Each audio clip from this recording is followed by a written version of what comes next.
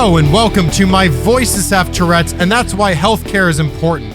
My name is Dan Zarin. Well, let's get started here. So today's episode is brought to you by Gamesless Studio, where we are recording, The Secret Cellar, Iceland's first and only comedy club, and Smauri's Volcano Sauces, the best hot sauces I've ever had in my life.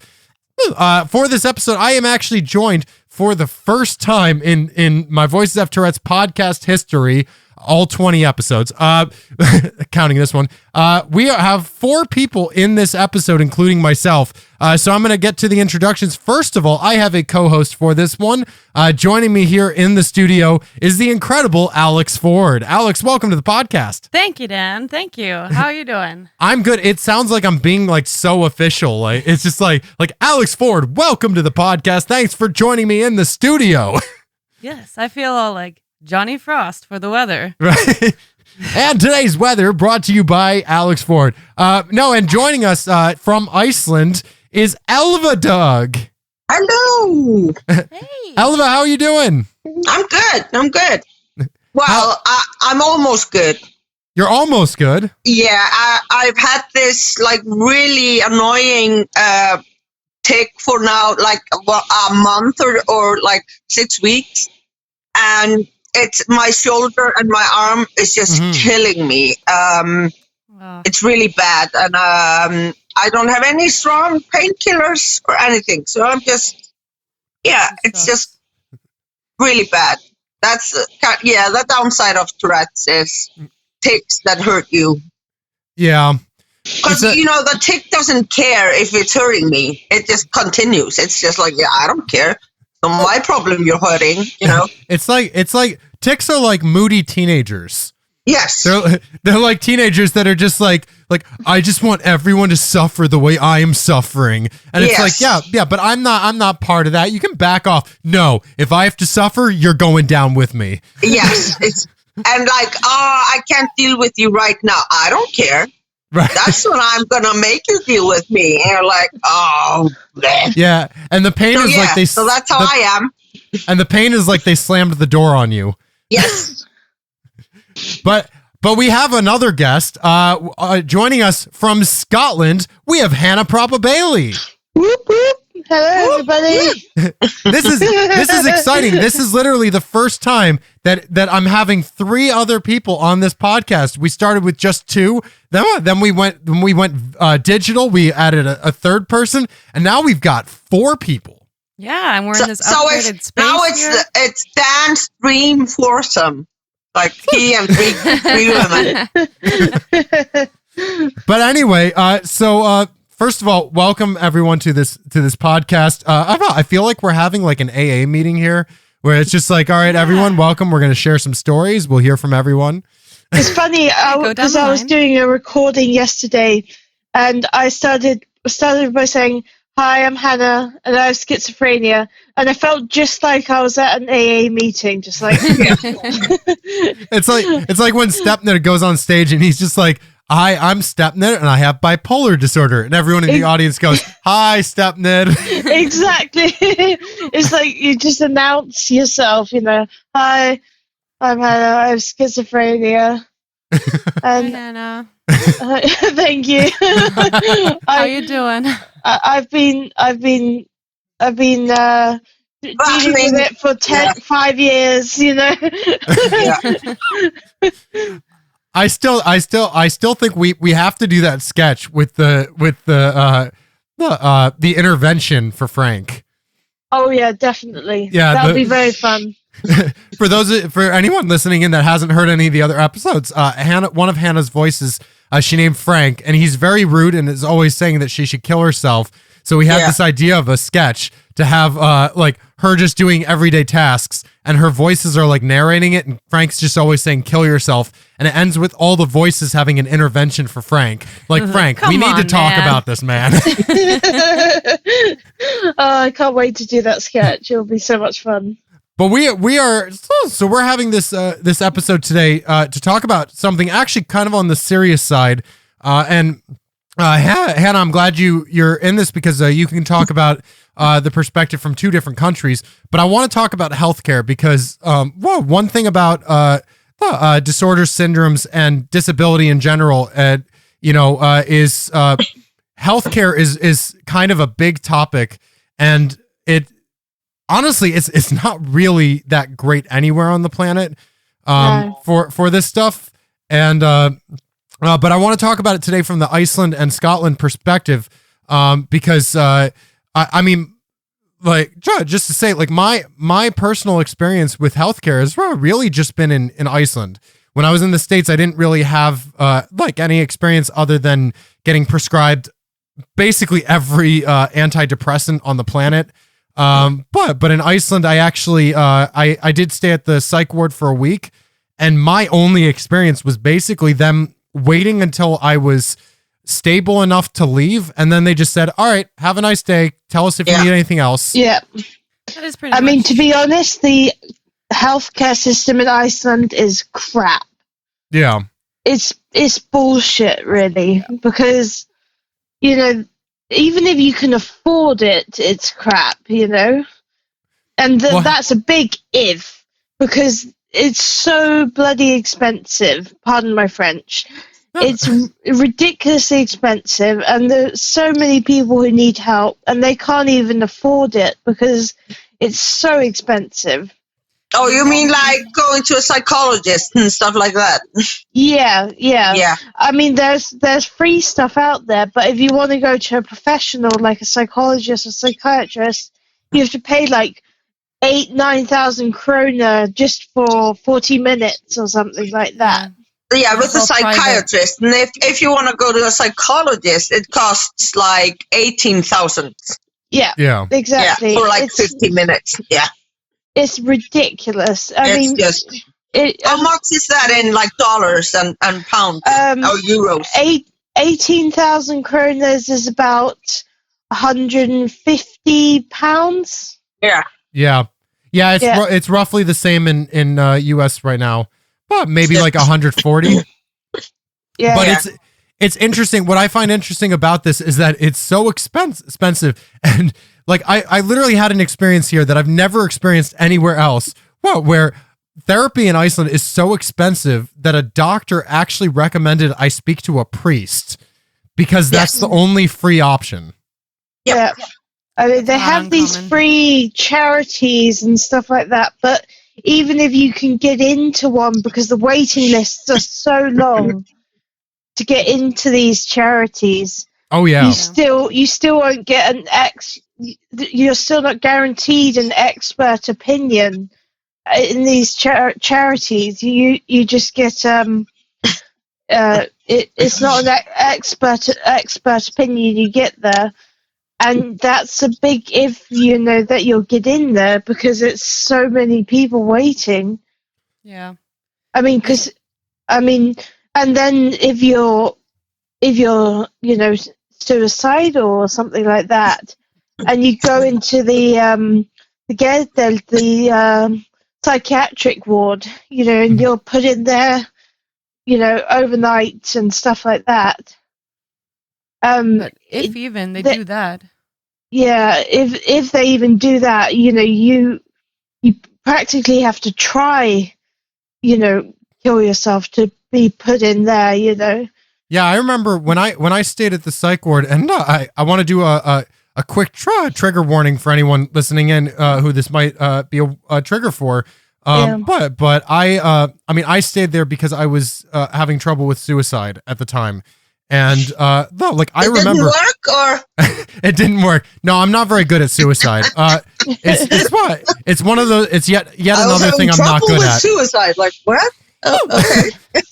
But it was. I remember I got admitted, and I told some of my friends about it, and they were just like, "Wait, you got in?" And I was like, "Well, I tried to kill myself," and they were like, "Still, you got into the psych ward?" I know. Yep. It's crazy. I mean, sometimes even if you try and you go into the emergency ward, sometimes they'll talk to you and just send you home anyway. Right. And even if you get into the psychiatric ward, they'll see you the next day and be like, "Okay, goodbye."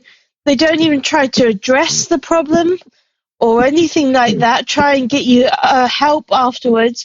They're just like, "Goodbye, good luck, go home. And it's ridiculous. The healthcare that I've been receiving here in Scotland is so much better. Yeah. And on top of that, it's free healthcare in the UK, and medication's free as well. That's another thing in Iceland. You have to pay for all your medication. An arm and a leg. Yeah, exactly. It's ridiculously expensive. For the emergency psych ward thing, you go in there and you pay. The first thing you do is you pay like 5,000 krona. Yeah. And then you get to talk to someone for like 10 minutes and then they send you on your way. Like that's been the biggest kind of experience for me. And I've actually lost several friends like due to this. Yeah, exactly. That's a good point that you made there. Like you pay 5,000, get spoken to for 10 minutes, and then you're sent on your way. Yeah, and like even people who are that's here, just get it here on the psychiatric ward. Yeah, downtown.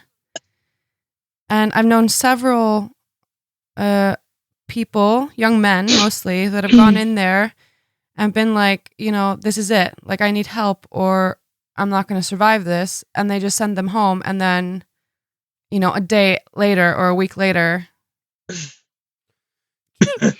What I'm curious about, like in Iceland, do you guys think that one of the problems is that no one really seems to know what to do? Because I know obviously, budget is a huge issue in Iceland. Yeah. The healthcare just simply is not given a budget.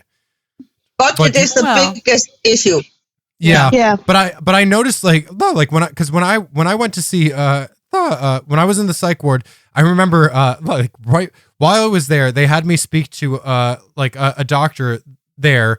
And after already being diagnosed with a shopping list of things over my life, they went, "Oh, by the way, you also have panic disorder." And I was like, "That explains a lot." But that's just another thing on my list, I guess. But at the same time, they didn't really do much for helping me. They basically said, "Okay, now you need to speak to a therapist."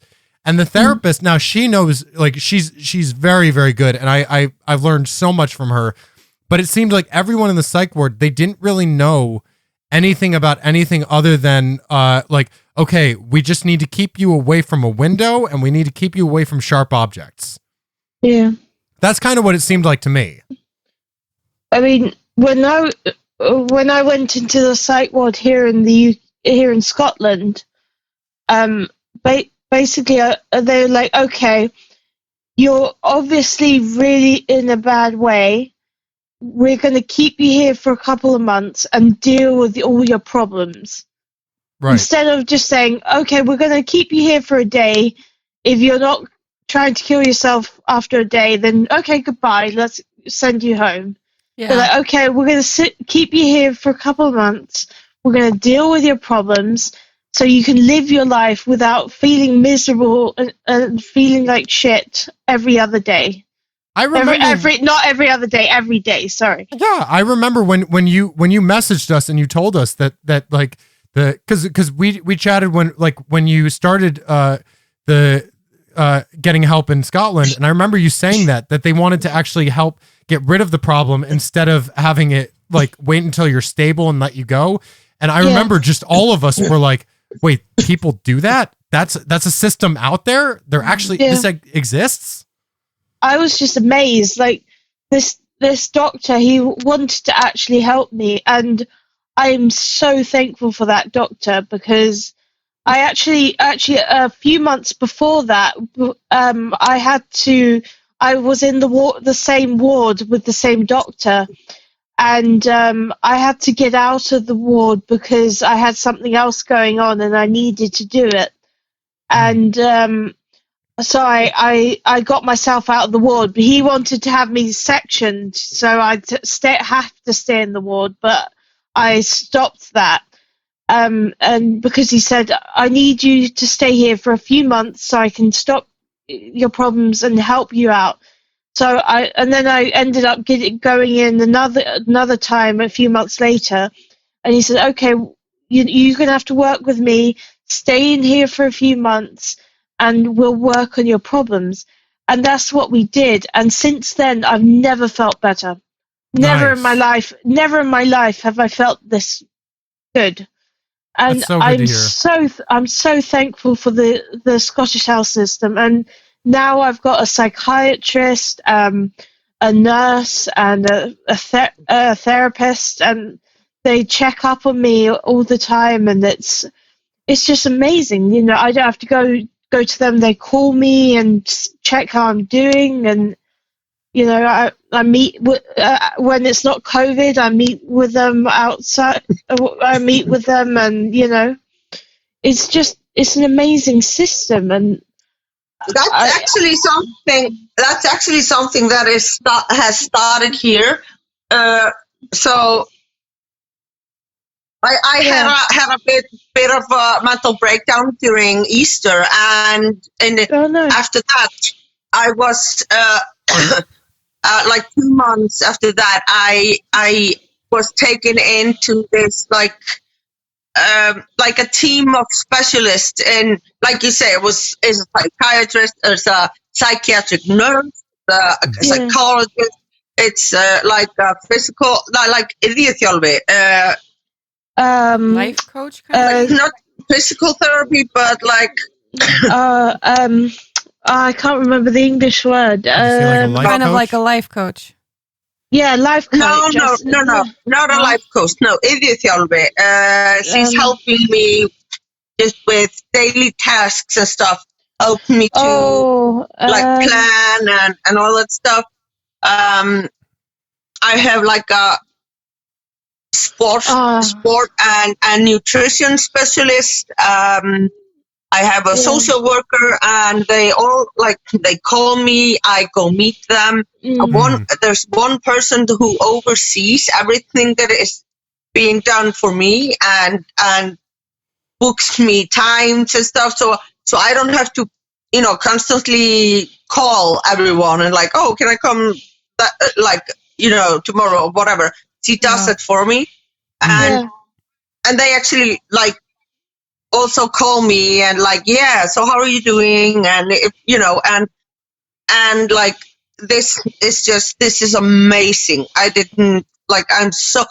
so lucky that I got in to this, because not everyone does, because your problems have to be the type of problems that could be manageable with a team like this, Right. Yeah. So, and it's amazing. I have never gotten so much help ever in my life, with all my problems.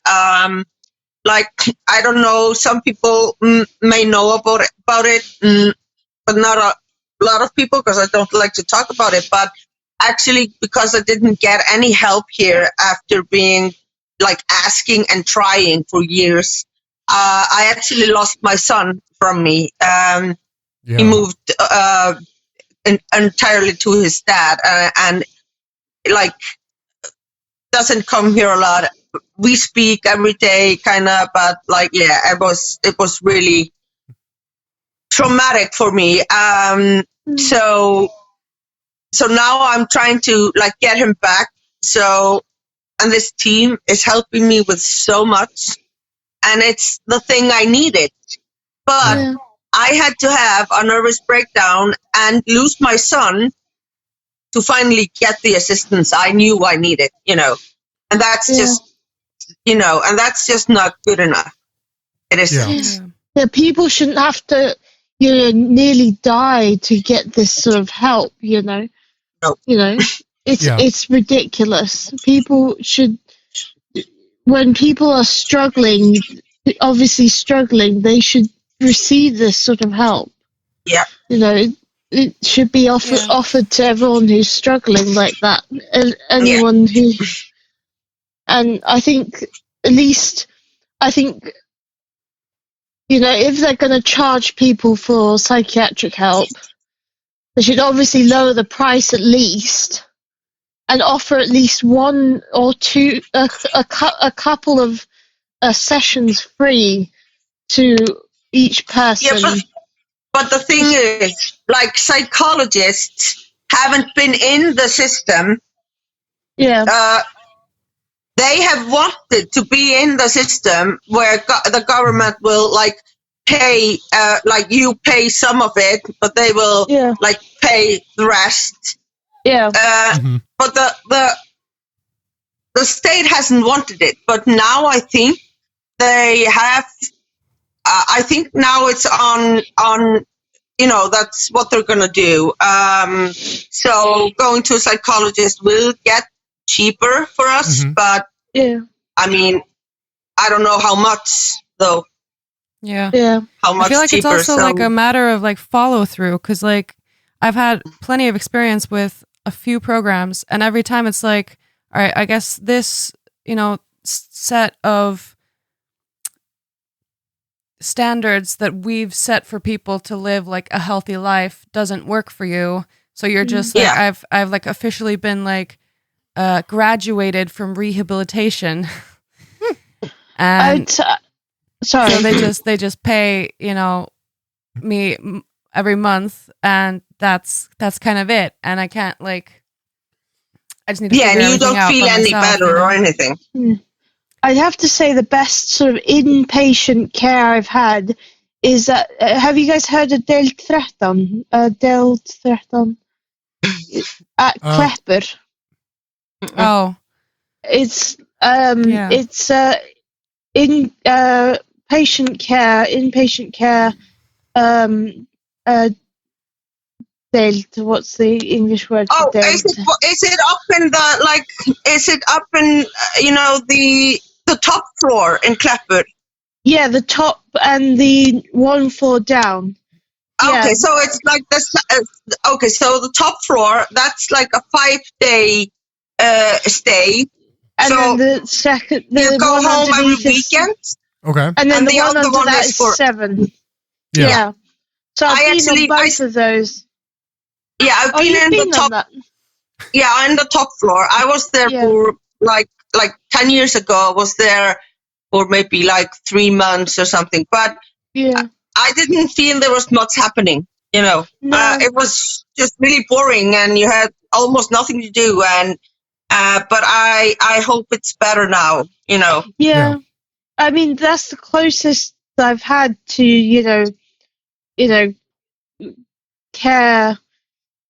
Inpatient care here, there in Iceland, you know, because obviously the psychiatric ward isn't doing anything, so that's the psychiatric ward actually sent me there, so that's the only good thing they did for me in the psychiatric ward, I guess. I wanted to kind of turn this a little bit, because Alex, you made a comment that, and this is something I really wanted to discuss in this episode, was actually specifically disability in Iceland, because disability is kind of a topic in itself, where, you know, there's been a lot of, and I know this is, I almost need a trigger warning for all of us and the people listening, but I mean, what drives me crazy about the disability system in Iceland is that, and it's the same practically everywhere on the planet, is it doesn't really seem like anyone in government cares. They basically say, okay, so with unemployment, we're going to give you guys basically minimum wage, maybe slightly lower than minimum wage. And then like recently they were like, well, you know, unemployment based, you know, with COVID and everything, we should give them a little bit more for unemployment. And it's like, okay, but disability, they're getting like a fraction of that. Yeah, disability hasn't changed in more than 10 years. Disability benefits are now 3/4 of minimum pay. Nice. Yeah. It's ridiculous. So, or 2/3. I'm not sure. It's like maybe 2/3 of minimum pay, and unemployment benefits are pretty much like, I think they're like 80,000 kroner higher than disability, and unemployment is usually like something that's just for, you know, a certain period of time. Right. Also, one thing to like know is that unemployment benefits also, like if you have a job for years and you have a certain paycheck, unemployment will match that for a certain amount of time. Mm-hmm. Like, which 80%. Makes sense. Yeah, so like you'll get like, even if you were getting like 600,000 for unemployment, you'll get like a bit more for the first 3 or 6 months or whatever. Yeah, and I think part of the problem also, like Alex and I have had this conversation a ton of times as well. Like what I find astounding is the fact that every time the government will vote on like what they should do with disability support and like the money aspect of it. They always talk about, well, what about the people that are just being lazy, or or the people, and they always talk about people on disability like they shouldn't even be leaving their beds. And it's like, well, what about the people on unemployment that are just using that as an excuse not to work? It's the same. There are going to be people, yes, but the majority of people that are using this are not doing that. And there's so many people that need this support that aren't getting it. There was a guy who did a research on this topic. Yeah. And he found that 0.1% of people who get disability benefits in Iceland are actually taking advantage of the system. And it seems obvious. Not 1%. No, 0.1%. So right.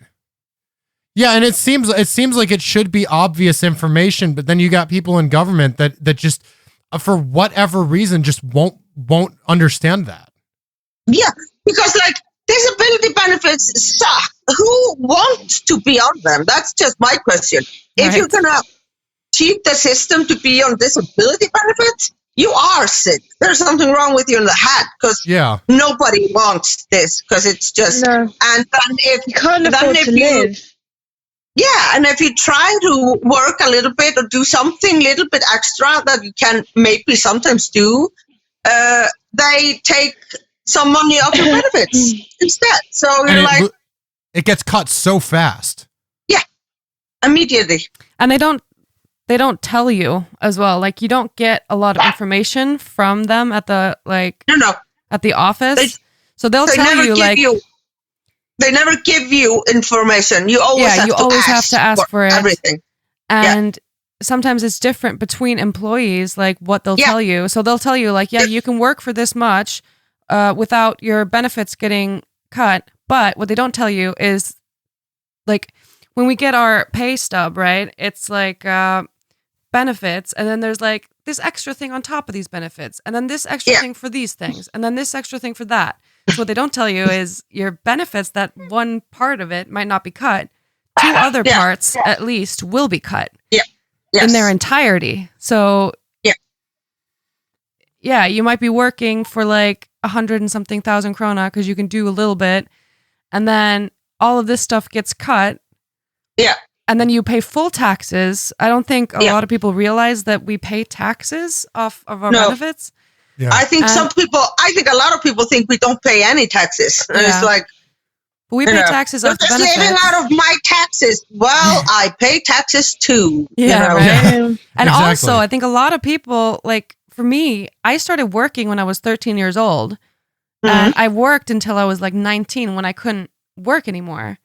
And so I paid taxes, while working with school and all of that stuff. I was a member of society, So it's just really fucked up that. Well, I think one of the weird things about the views from the people that are not on disability, like it reminds me of, I've been thinking about this a lot lately. It's like years ago, there was a product that was advertised on Facebook that people were pushing. It was basically a device that helps people put their socks on. And I remember it was just flooded with comments basically saying, how lazy are millennials getting to the point where they don't even feel like putting their socks on? And then you just see like 1 in every 50 comments is someone going, you do realize this is for people that have trouble putting their socks on. Yeah. That actually need this support. They actually can't do this on their own. And it's so difficult. People with chronic pain, for example, that's the thing. Like, that have trouble bending maybe over. Maybe can do it, but if you can do something so that doing the simple task of putting on your socks doesn't hurt so damn much. Right. That'd be nice. And it seems like it's the same thing with this topic of like when the majority of people that aren't on disability, when they hear someone say, well, I'm on disability because I can't work, they hear laziness, because they hear, well, maybe you can find a job that you can do, but you're just not looking for it. And it's like, well, no, I mean, tell like to these people, it's like, I almost say, like, tell me about the disability that these people have. Tell me everything about it so that I can understand why you say that they're lazy and don't deserve any of this, you know? Yeah. And also, getting on disability benefits is not easy. You don't just go in and put your name on a paper and they start paying it. It's a long process. It's usually about like 1.5 year process or more. And you have to talk to numerous doctors. You have to go through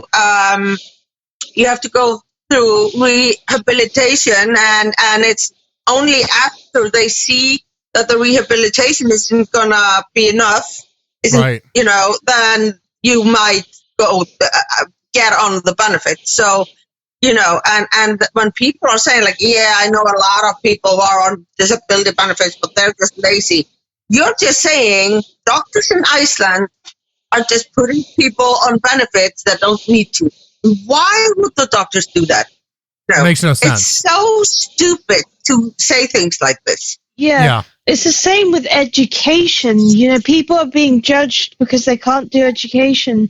Like, for example, when I went into hospital here in Scotland, while I was doing my first year here in Scottish University, they were just like, you shouldn't really be in university. It's not your thing because you're obviously struggling with it. And people judge you, they just think you're lazy and you just can't do it.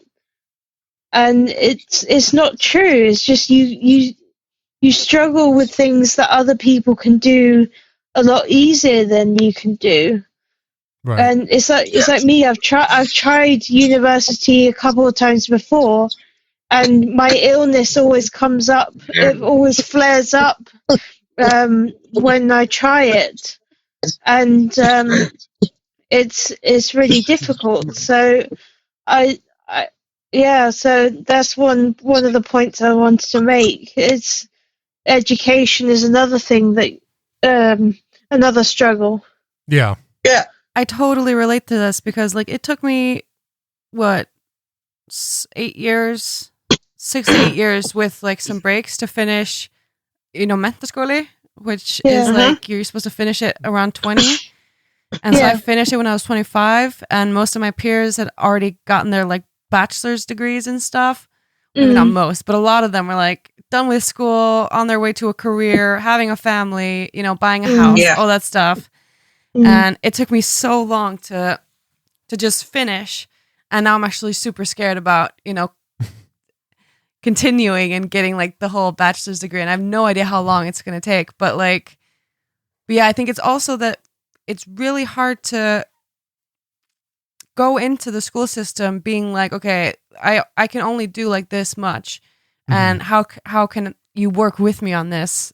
Rather than it just being like, oh, if you fail this and this many, you just fail the whole thing and maybe you can't go back to school, and, putting all that extra stress when both people with like disorders and things like depression, anxiety, but also in just today's kind of education world where everything's so heavy and put on kids so quickly.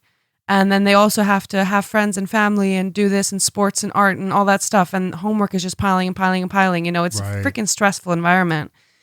And so, there's too much pressure. Yeah. I totally relate with you on the, seeing all your friends. I mean, like, I'm 26 at the moment, and I see all my friends, getting their degrees, having babies, buying houses, and at the moment I'm not doing anything with my life. I'm just, Well, you're doing a podcast. I do this. This is fun. This is like one of the best things I do in my life at the moment. And but otherwise, I don't really do anything in my life, and it's just it kind of sucks, because you want to have something to do, and not that I'm saying that it's just the disorder, the schizophrenia, it gets in the way of me progressing in my life, Mm-hmm. I just want to tag one thing into this. Do you, because with schizophrenia, do you ever wonder if maybe, because I've been wondering if like part of the problem with healthcare and like the support and everything, I wonder if a lot of it, because it's not always health professionals doing this, I wonder how much is stereotype based. Like, because you mentioned schizophrenia, and all I like in my head, I'm just imagining a ton of people that just hear everything from Hollywood, and then they go, oh, well, if it's like that, then then this situation is very different or whatever, Yeah. Well, I think, I mean, there is obviously the view, the stereotypical view. Mm-hmm. Sorry. always leave it to Elva to just wait until she hasn't spoken in a while, and then just make a silly face. ADHD. Sorry. I mean, also another thing that affects your life is medication, which we haven't discussed much. Right. Like, for example, the medication that I take for schizophrenia, it causes a lot of attention problems, and another big effect in my life is weight gain, and I hate it so much. It's caused me to gain like many kilos. Me too. And I hate your it. medication has made me gain weight. Anna. My medication. Yes, so could you stop? Okay. That would be so fascinating if that actually was how that works. I apologize for my medication. I'll try. Yeah, actually, with the topic of medication, though, because this is something that's been discussed in among the Tourette community for many years now, is actually and I want to talk about a topic with this is actually like CBD oil and cannabis in general. I'm noticing that a lot of people are switching to that, and I wonder if part of it, I mean, obviously part of it is because it's been proven to help. With many cases, but I wonder if part of this idea of switching to CBD and cannabis in general is the fact that of seeking out help that's not being presented. Does that make sense? Seeking out help that's not being presented. Yes. I mean, I think that is a huge thing about just like self-medication in general, whether it is, with CBD that's been proved to, like, it does things like alleviate pain. It's, thought to alleviate stress. Yeah. Lower swelling, like in your body and stuff like that. But also just with all kinds of other self-medicating things is when people lose hope or they're like, nothing's working. And so I'm like, I have to figure something out to, but then also maybe because of that, you're not able to get the help because of just stigma and stuff like that. Like when I went into to get like just diagnosed and stuff, they told me that I had to be like sober for 6 months before I could get diagnosed with anything. And I was like completely sober, just nothing, and just, therapy and whatever. All right. So did that. And then 6 months later went there and they were like, oh yeah, you have to wait. So you're now on the list and they'll call you. So like a year later, I get the call to get the diagnosis. And yeah, if I had been, drinking or smoking weed or whatever at that time, they would have been like, oh yeah, we can't diagnose you. Like, yeah. Well, Elva, this is just in the way of that. Elva, you at one point went to like a conference for Tourette syndrome. It was a Tourette syndrome. It was a Tourette, a Syndrome Association of America. And I went to a conference, and there were actually, it was in 2018. And there were quite a few lectures there that talked about medical marijuana and the benefits for people with Tourette's and stuff. And I thought that was good. I just think it's great that the scientific community is actually doing stuff and looking at these things with this, you know. Yeah, but I also want to say, with self-medicating, there's a difference in self-medicating and self-medicating. If you have mental health problems and your self-medicating is just you always being kind of really drunk so you don't feel anything. Right, yeah. That's self-medicating that's never gonna help you, you know. Yeah. But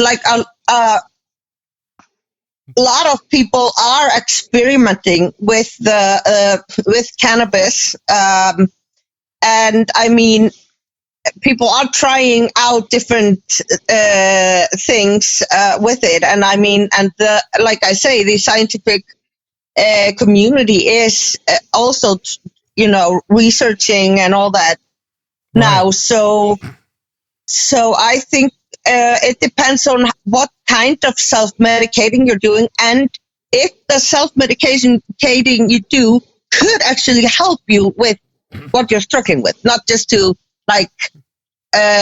take all your emotions away or whatever, but so I think there has been a really big there's a really big movement in the world now about marijuana and the healing powers of that, and I think we're just going to see more of that in the future. And I think that's good. And like the CBD oil, we actually now in Iceland you can buy in pharmacies CBD oil that a massage oil. Right. Yeah.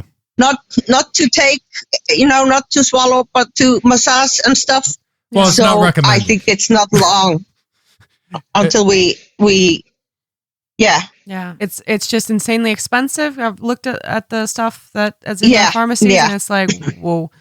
But I want to comment because one thing though that is true with cannabis and CBD oil, one thing that I do know from a doctor's perspective, and I make it sound like I'm the doctor. I'm not the doctor. I've spoken to many doctors about this, but I've noticed that there's actually a decent amount of doctors that make a good point, and that is that the problem with cannabis for medical purposes is that they're really and maybe it's changing, but for the majority of the time so far, there hasn't really been a specified dosage. It's kind of just been, for the most part, take as much as you need to help and then go about your day or whatever.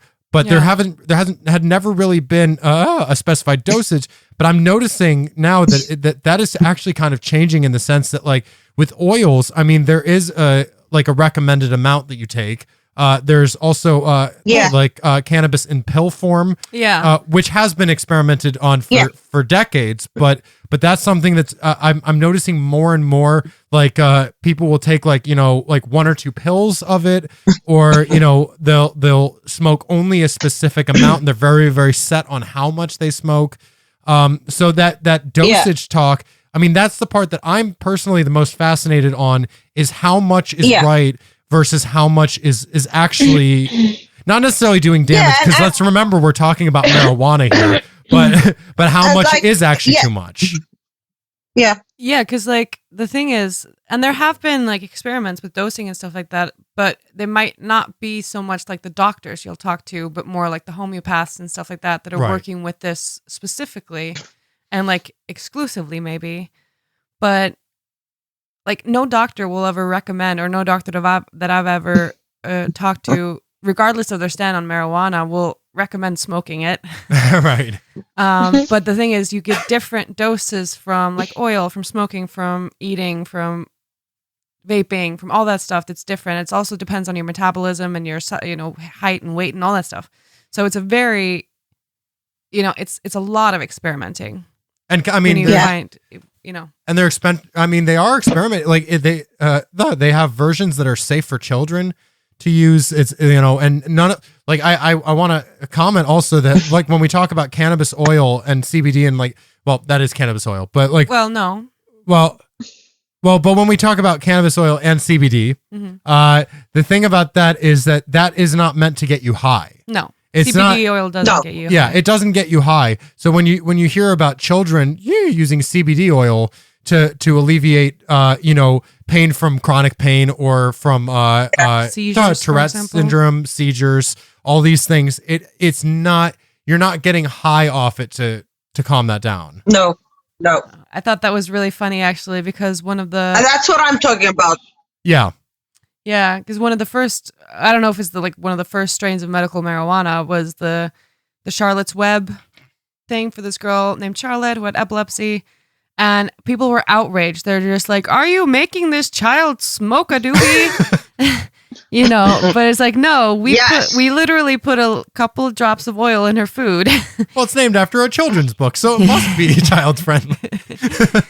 No, so I just thought that was really funny. People like, what? You make the children smoke? What's wrong with you? Just to educate those people out there, for the people with schizophrenia, it's not recommended to smoke cannabis. Or do cannabis oil or whatever, because it causes the symptoms to become increased, and also I have epilepsy, so it also makes that worse. Yeah, yeah, it does. Yeah. Well, that's the thing, and that, you don't know. Some things work for some people, some things don't work, and that's different things work differently. Yeah, but I've heard in general for schizophrenia it makes it worse. So.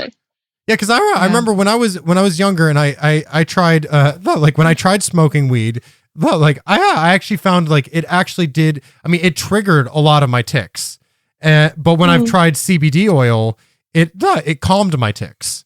So there is a tried the oil, so yeah, the oil is the only form of cannabis that actually doesn't mess with my body, and well in a negative way, because technically it does mess with my body a little bit, but yeah, I remember when I tried the CBD oil for the first time, it was fascinating. I was almost terrified because I would go Alex, you were with me when I tried it the first time, and it was like I went like an hour with barely any tics, and I was and it actually terrified me because I gotten so used to having Tourette syndrome that when I didn't have the tics, I felt like something was seriously wrong. And to use this to add to what you guys were saying, like there is a huge difference between smoking and ingesting or using other ways.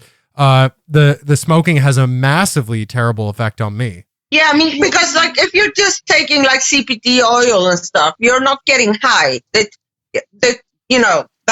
if it's just pure CBD oil, there's no THC in it, so you don't get high from that. It's more natural, bro.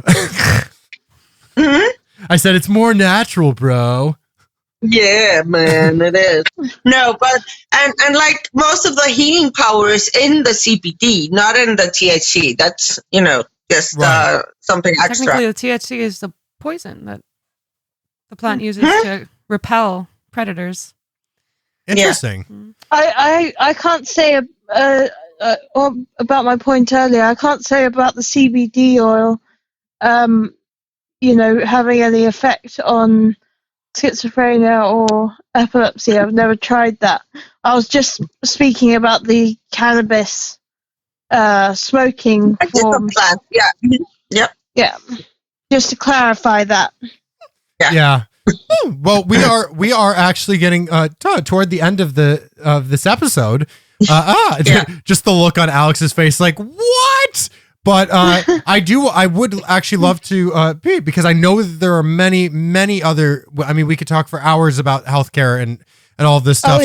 So maybe we should plan to do another episode about this. And maybe to those of you listening in, if you want to send us in anything to talk about on this topic. Yeah. I mean, of course, we're basing this on Iceland and Scotland, but if anyone has any points that they want to share, and they don't mind us reading them and talking about those that topic and everything, just send it to us at info@mvhtshow.com. But I want to actually offer to the three of you guys, if anyone has any closing statements that they'd like to make. It can be about healthcare, it can be about COVID, it could just be about some silly face that Elva wants to make at this moment. Because every once in a while I look over at Elva and I'm just like, I see her. I'm a hippo. I just like to say there's help out there and there's help available. Yeah. You just have to reach out. And it's not always always from the places that you think it's at. Yeah, often. You have to reach out a lot. And that's maybe. Yeah, I know it's tough, but you have to really try a lot. Yeah. Yeah. Yeah. Hang in there. Hang in there. You gotta fight for your right to party. Hang in there is more what I want to say. Yeah. Hang in there. Like Alex just said. Hang in there. And I want to actually add to that and say something that I say this every once in a while, and I say it a lot because I truly mean this to anyone listening out there. Just remember that it's one thing to tell someone that they're not alone, but when you show them in person that they truly are not alone, that's when all of the magic happens. And I just want everyone to think about that. So if you know someone's struggling with this stuff or you're struggling with it, help people realize that they are not alone by showing them. I truly believe that people shouldn't just tell people that they're not alone, but actually show them, because it always makes the difference when you see it in person. Yeah. So that's my closing statement. Anyone else? All right. Well, first of all, thank you guys. Thinking. Oh no, do you have one? Well, I was just gonna say because I'm really happy that the system in Scotland is better, and I really hope that it gets better here. And like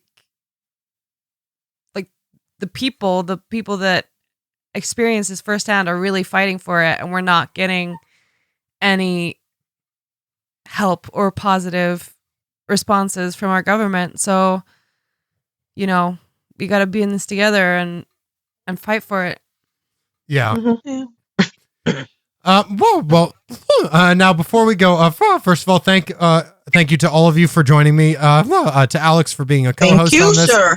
Elva for being the ADD one, Hannah for being the schizophrenic one, me for being the Tourettic one, you for being there. There's too much to say just one thing. I'm just kidding. But before we go, Elva, we'll start with Elva. Where can people find more information about you?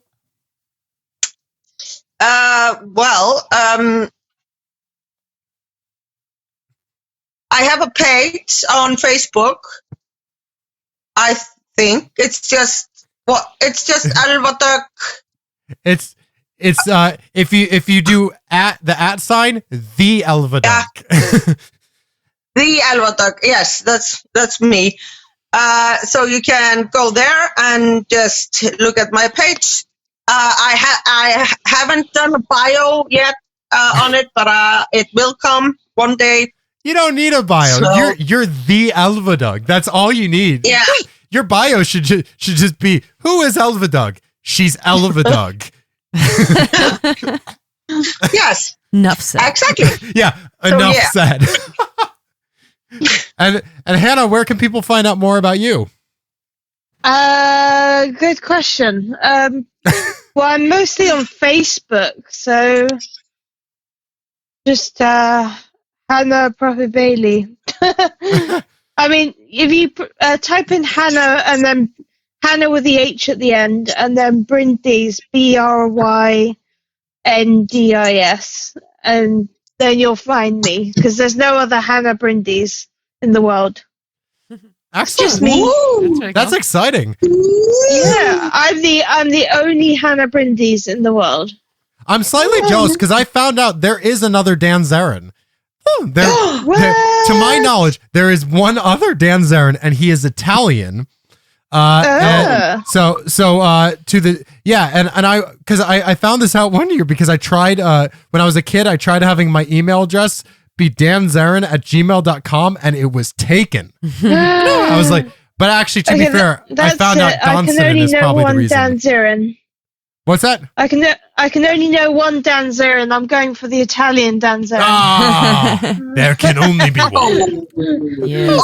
That is not the case with Alex Ford. If you try to YouTube or find my YouTube channel or Google me or SoundCloud or anything, if you type Alex Ford, you will get multiple hits for different people who are also musicians. Yeah. No, they're all you. They're all you. No, they're not me. But they can search the Urban Crickets. You can search the Urban Crickets, Alex Ford and the Urban Crickets. If you want to hear some music, maybe. I'm on other stuff, but I've been meaning to update stuff for years. But I've just been in school. I've been in school for such a long time and not really been doing a lot of stuff for for 5 years. I haven't really put anything new. So it is what it is. And, But definitely to those of you listening in, check out all three of them. These are some of my favorite people on the planet, and they will be yours if you read more about them because they're fascinating people. And to those of you listening, thank you for listening. If you want to find out more information about the show, check out Facebook and Instagram at My Voices Have Tourettes, or our Twitter at MVHT Show. Again, if you have any questions you want to submit to us, you can send them to info@mvhtshow.com. You can also find out more about me on Facebook at Dan Zarin Comedy, or Instagram at Dan Zarin Comedy, or TikTok at Dan Zarin Comedy. Still not sure how I feel about saying that I'm on TikTok, but I'm there. And also, if you want to support the show, you can check out paypal.me/MVHT show. That's paypal.me/MVHT show. And also, but also, of course, this episode has been brought to you by Gamesless Studio, where we are recording The Secret Cellar, Iceland's first and only comedy club. That's highly distracting, Alex. but it is funny. The Secret Cellar, Iceland's first and only comedy club. And Smaude's Volcano Sauce is the best hot sauces I've ever had in my life. If you're listening to this on Spotify or Apple Podcasts or any of the streaming services, remember to like and follow and subscribe and do all the such, and write us a review. Of course, we love the 5-star reviews, but if you hate the show, leave us a 1-star review and let us know how we can change it. Other than that, thank you all so much for listening, and check out new episodes every Tuesday. And now a word from our sponsors. Dogs, let's hear it.